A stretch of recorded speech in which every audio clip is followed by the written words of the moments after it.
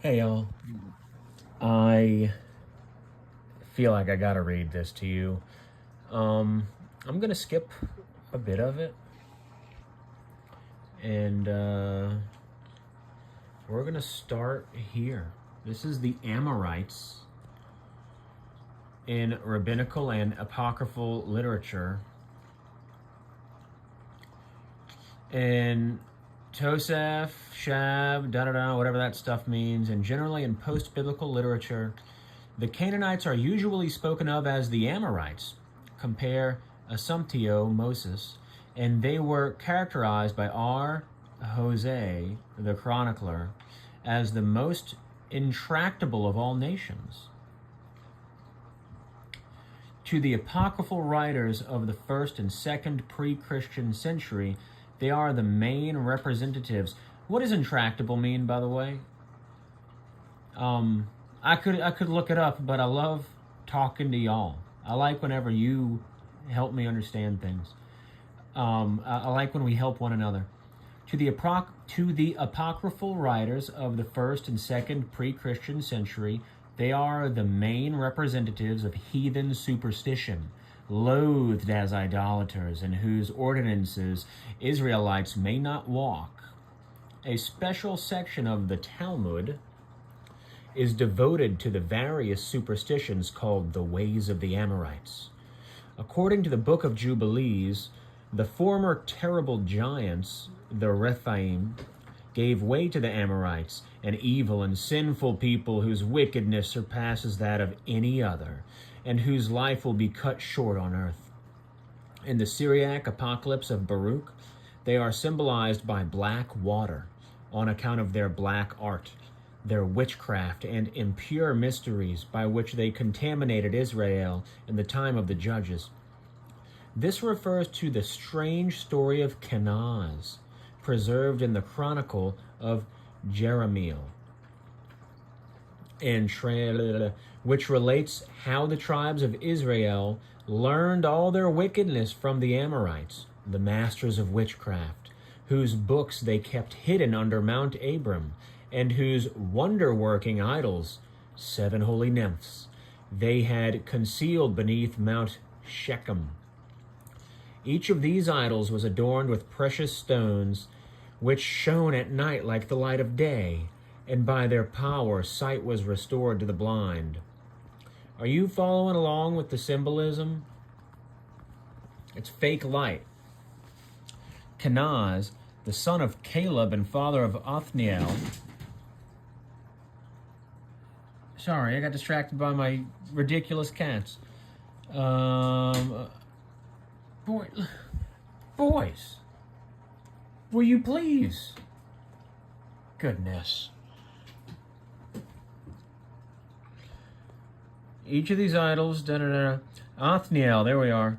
Kenaz, the son of Caleb and father of Othniel, when hearing of this, forthwith destroyed the idolatrous Israelites by fire, but tried in vain to destroy either the magic books or the stones. So he buried the books, but in the morning found them transformed into 12 precious stones, with the names of the 12 tribes of Israel engraved upon them. And later they were used in Solomon's temple. Then, with the help of the angel Gabriel, he smote the Amorites with blindness and destroyed them with his sword. These legends, by the way, that's what we're doing. We're smiting the Amorites with our sword. Your sword, remember, is your tongue which bears the word of God. So,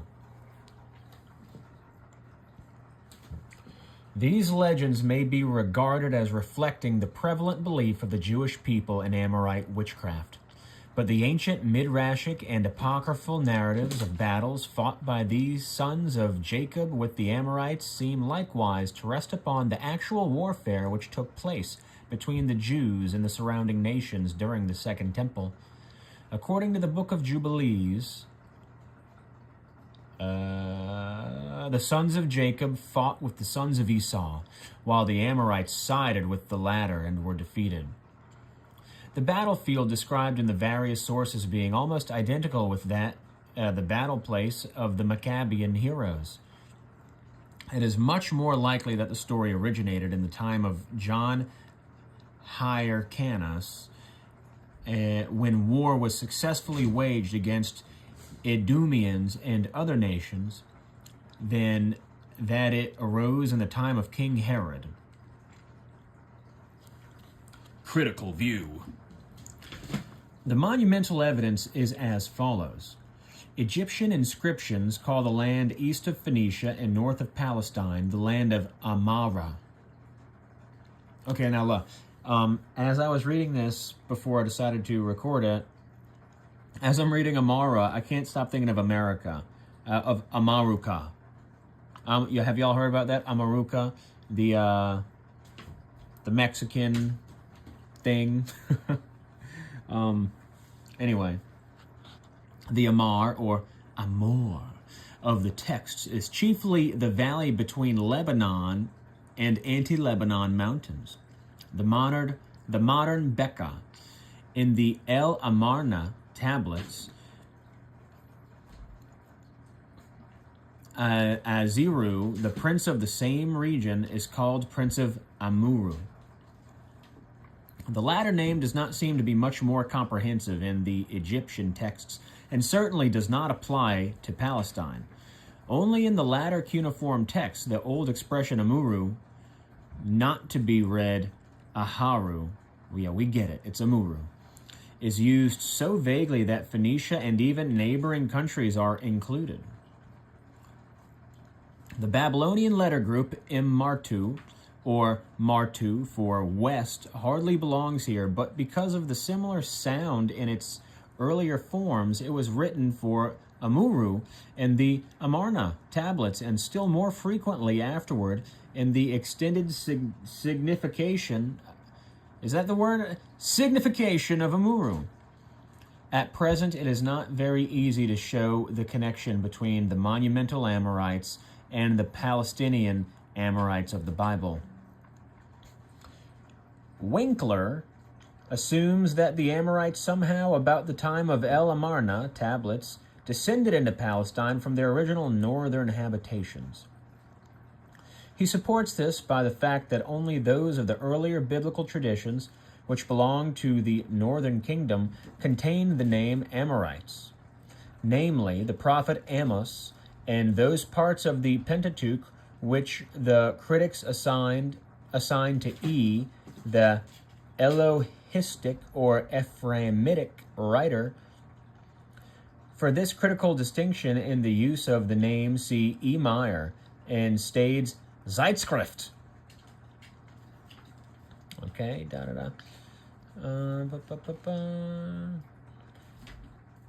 to the Judaic or Yahwistic writer, but see above. All right, come on with it.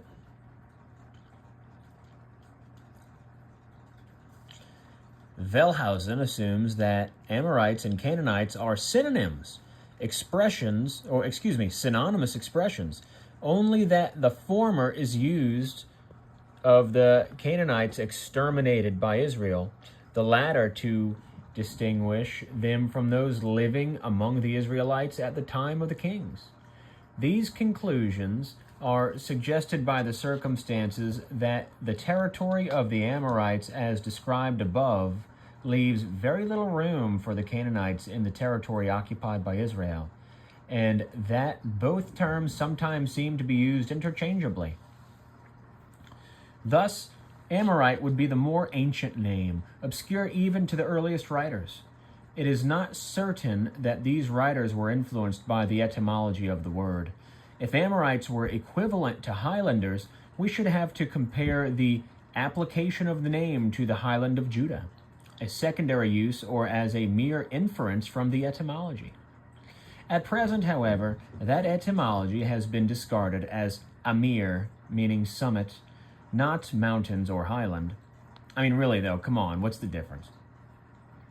The Egyptian inscriptions indeed seem to treat the name of the original country, Amor, as a geographical term, always connecting it with the article, while Amorite is in the Bible an ethnic name. You know, I hear Amorite, and I just think of someone who loves, man. They're filled with Amor. They are the Amorites. And that's how like one of the chief ways in which people are corrupted with amour, as the French call it.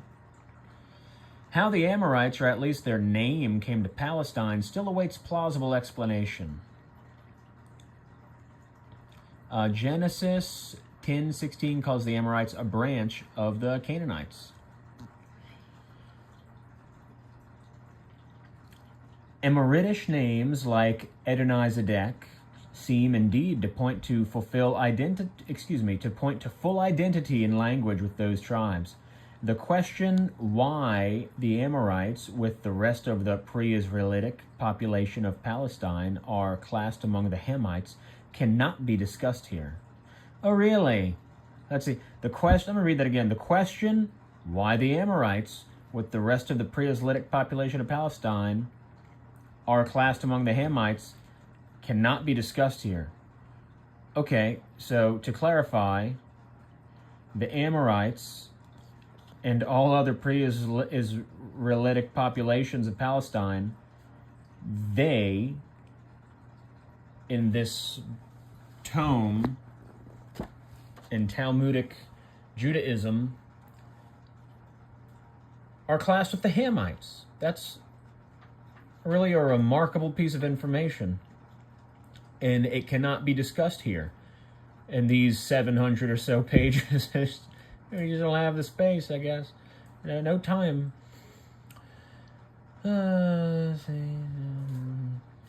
Sayce has tried to explain this by assuming a connection between the Amorites and the Canaanites in general with the ancient Libyans, entirely on the basis of a certain similarity of the facial type in one Egyptian sculpture of Ramses III. There's something going on with these here Libyans, brothers and sisters, I'll tell you that. Them Libyans and their cedars. What do you know about Libyans and their cedars? I know that trees are people. I know that a tree is known by its fruits. What can you tell me? The numerous other Egyptian pictures of these nations, however, do not confirm this, and a linguistic comparison of Canaanitish, see above, on its identity with Amoritish, and Libyan is impossible. A comparison is impossible. It's saying that a comparison is impossible. Yeah, whatever. The remote relationship between all Hamites and the Proto-Semites in race and language does not belong here. Okay, if you insist. Well, I feel like there's a lot of really good info there that needs to be meditated on. These are the Amorites. Meditate on that, brothers and sisters. If you know a thing or two about some of the stuff I just read, please share it with us in the comments. The reason that I skip the first part is because it's boring. Love you guys. Talk to you later. Bye-bye.